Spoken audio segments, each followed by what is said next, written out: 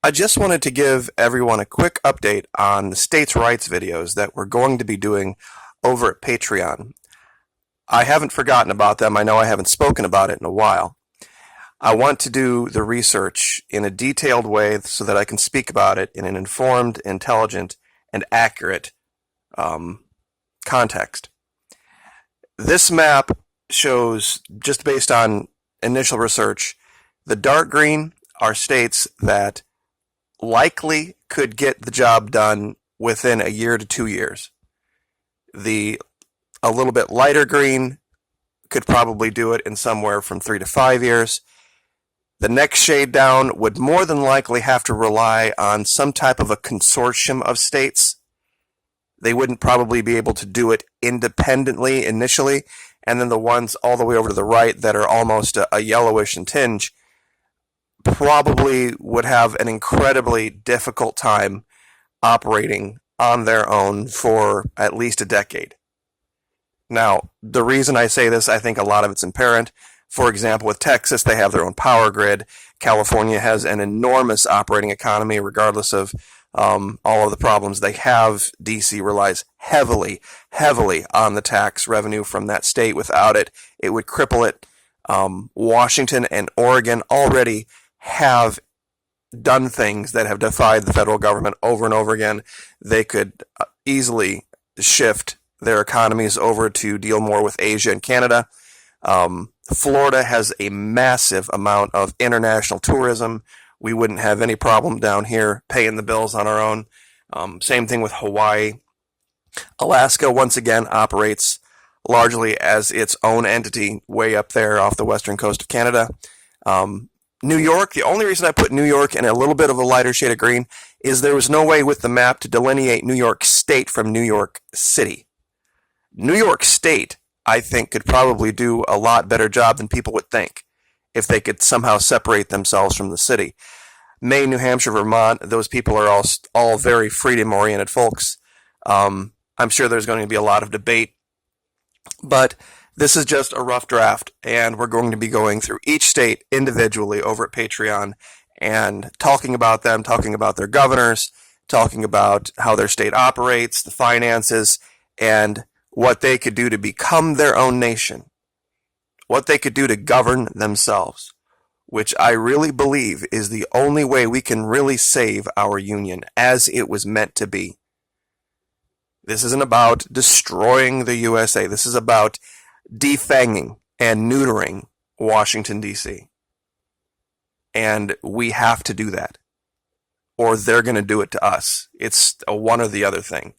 It's very clear. I don't know anyone that could make the argument that they are in it for our best interest anymore, especially given the situation in Venezuela. We can watch and see now. If you defy D.C., what do they do?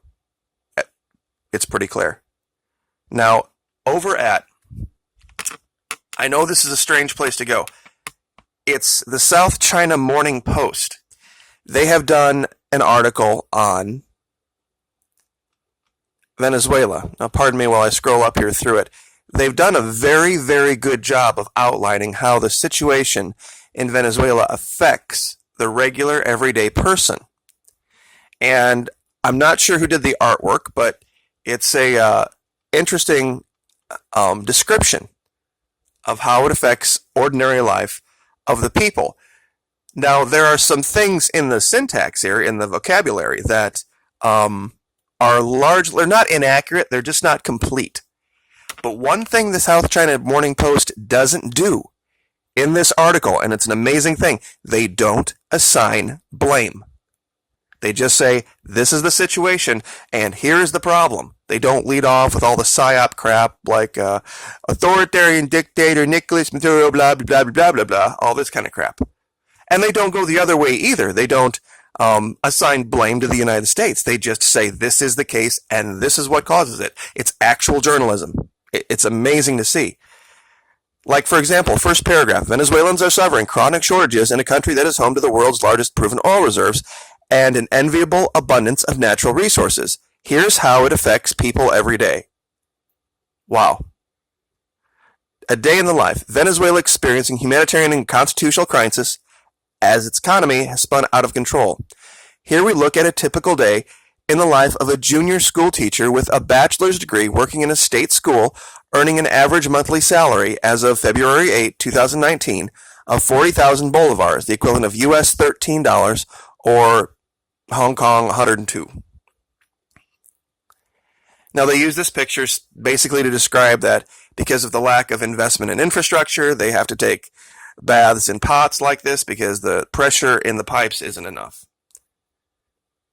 Now, real quick, the U.S. has, D.C.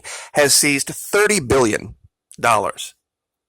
in assets of Venezuela in U.S. banks. That's not up for debate.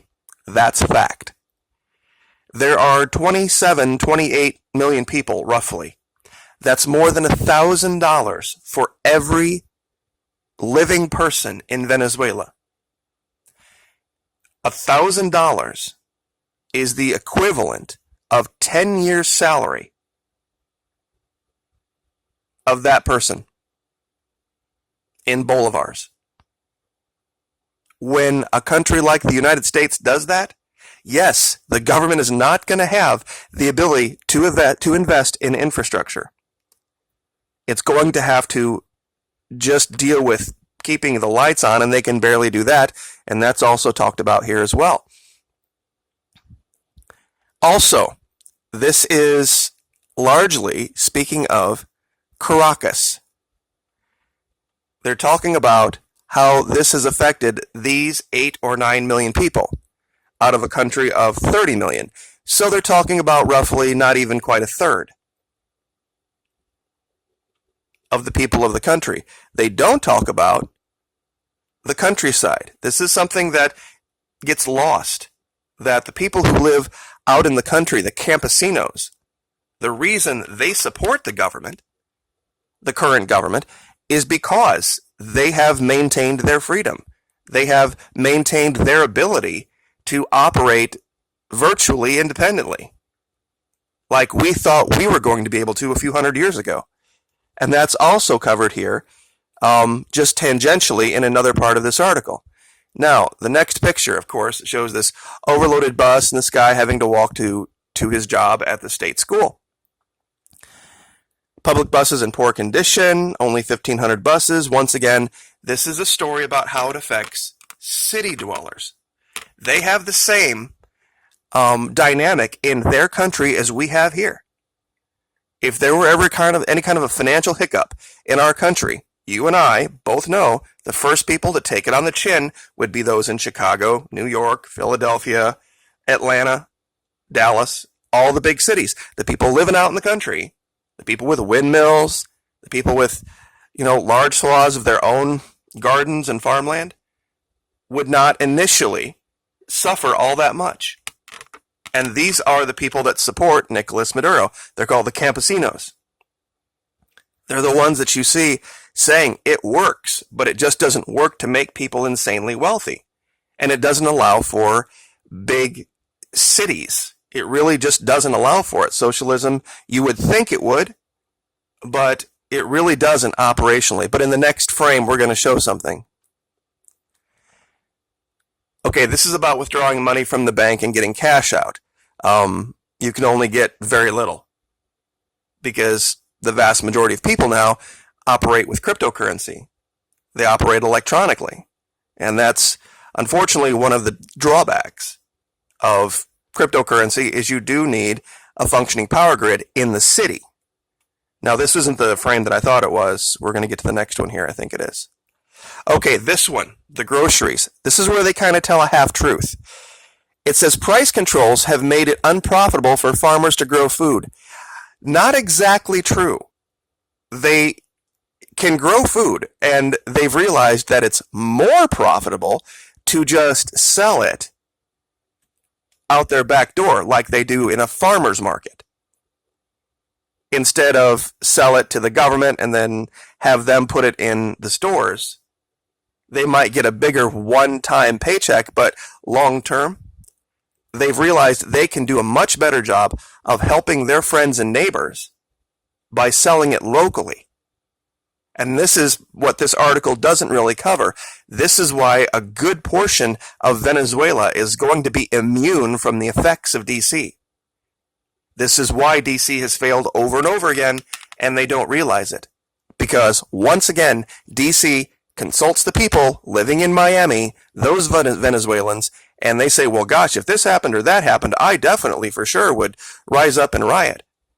They're talking about the super wealthy. And when I talk about the super wealthy, I mean people like us.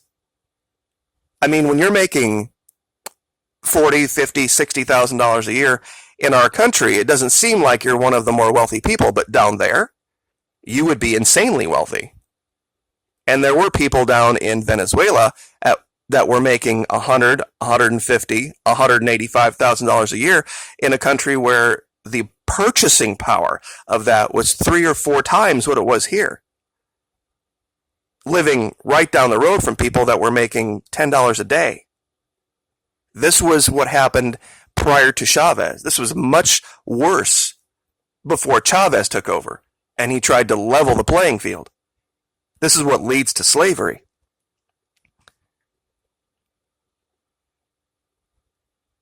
Now here they kind of accidentally give away the game. The subway is often getting home from work. The subway is often unavailable in Caracas. To make matters worse, the government sometimes suspends services when the opposition organizes a protest to prevent people from going. Many shops and convenience stores are closed by 5:30. Queues are faster at bakeries, which sometimes provide more affordable dinner options. Now, why would that be? Because these bakeries are able to make direct deals with the farmers outside of any government influence. And in this particular case, I'm right on agreeing with you folks that talk about the free market. Unfortunately, free market, if it's a governmental institution, leads to what we have right now. I promise you this. You talk about government price controls. If there were not the subsidies that DC pays to the farmers out in the middle right now, you watch what would happen to the prices of everything in the middle of the grocery store. That $200 food stamps wouldn't buy you anything. It wouldn't buy you a week's worth of food. If DC didn't institute its big government socialism that is hidden. All this pontificating about the free market and how socialism always fails is horseshit, because DC implements big government socialism every single day on an epic level, and they just hide it. They call it subsidies. And it's sugar, corn, wheat, literally soy, you name it. The entire grocery store in the United States is the beneficiary of big government socialism. You see it every day. You just don't see it directly because it's been taken care of way out on the front end, not on the back end. And then, of course, they had to talk about this, the blackout, because, that does affect your life. It really does. If you live in a big city, absolutely. The lifestyle that you have created for yourself would completely fall apart, which is a personal thing of mine.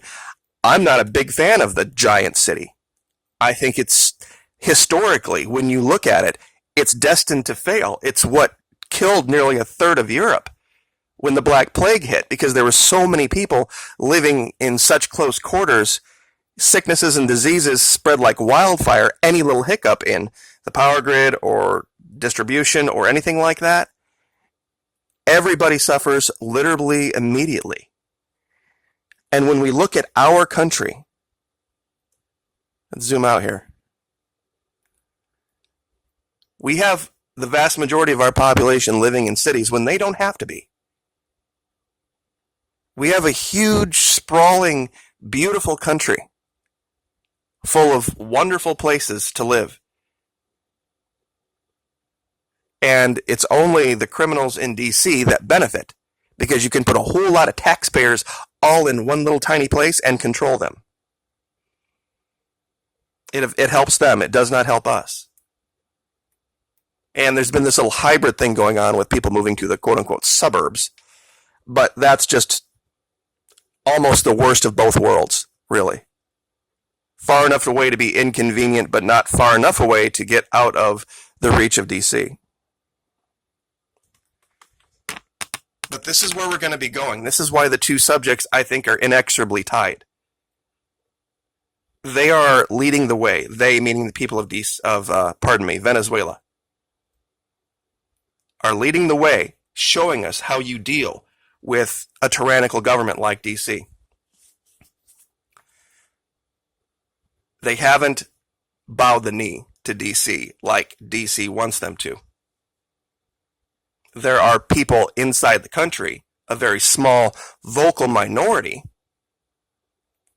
that have tried to make themselves out to be more than what they are, but they have failed miserably because the people in that country, the campesinos, have organized and have shown the world that they can't be bullied with a little bit of inconvenience.